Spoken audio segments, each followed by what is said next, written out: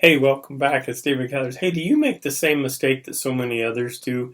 That they say, well, you look down the street and you see a one for sale sign, and if I were to ask you how many homes on that street are for sale, and you just tell me one. Let's talk about that today. All right.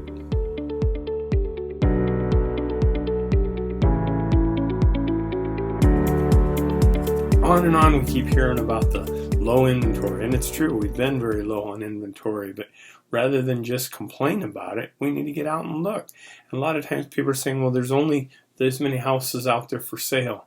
But do you know that if you look down the street and I were to ask you how many homes on the street are for sale and you saw one sign, most people would tell me one. Do you know that basically every one of those homes is for sale? Now some, yeah, maybe some outrageous price. Someone says, I wouldn't sell it unless you gave me $1 million.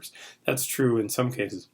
But the other thing that you want to look at when you go down that street and look, there's a lot of things going on. This is a moving target. Things are changing. People are getting new jobs. People are losing a job and may have to move. People are having babies and now need a bigger house to move into. Or their kids are all leaving. Now they're saying, hey, let's have a smaller house. Maybe they don't want them coming back, maybe just for the holidays, but don't want them moving back in. I've had that expressed to me too. But think about it. It's always moving. So if you were to just look down that street and say, oh, there's only that house available, and you wanted to move into that neighborhood, you might, give up hope, but don't. I've helped clients many times with this, and what we want to do is if you've got a particular neighborhood and you want to be living there, and maybe you lived there before, you want to come back to it, then let's take a look, because we can go back in and look and see, there's many times when you see just one sign, but there could be 3 or 4 houses in that neighborhood that were for sale before, and either they didn't sell it or they changed because maybe military, they were getting transferred and now they're not, or jobs changed and so they've stayed longer. So we can go back in and see which homes were on the market, say for the last year or 2 or 3, and see contact those homeowners and see if they're still interested in selling the home. Maybe things have changed again, they're getting ready. Maybe they've had the unfortunate news to say that something is wrong medically and they're going to be needing to sell. Maybe they're moving somewhere else to get family care. So again, we say a job change. And the only reason that sign isn't out in the front yard is because they haven't gotten to it yet. They might have just gotten the notice this week or the week before, and they're still trying to get things sorted out.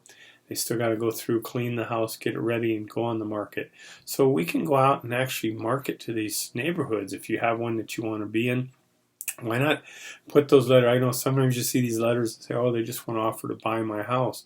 Well, sometimes they are just doing it to target a whole neighborhood. Sometimes we're legitimately out there looking for a home for a neighbor. I mean, I'll pull lists and find out, for a client says, I want a 3-bedroom home with a 2-car garage and this big of a yard, and I want to be in this neighborhood. So we can actually pull a list through title companies or list companies and say, what houses are there in that neighborhood that meet that criteria? And then we'll put a mailer out to it. And let's just be straight. Let's give it to the homeowner with the idea, look, I've got a real buyer. I'm not just sending you some screwy promo letter. So let's sit down and talk about it. If you're interested, contact me. And then we keep a list of those houses too that, when someone says, oh, I might be interested in selling in time, I keep that so we can go back if we do have a buyer and look, let's put everybody together. So rather than just say there's no houses for sale just because there's only one sign, let's think about how many are really for sale and just what the story is behind it, because there's always a story. So thank you again. Hope you have a great one. We'll see you next week. And thanks for listening. Don't forget to subscribe. Bye-bye.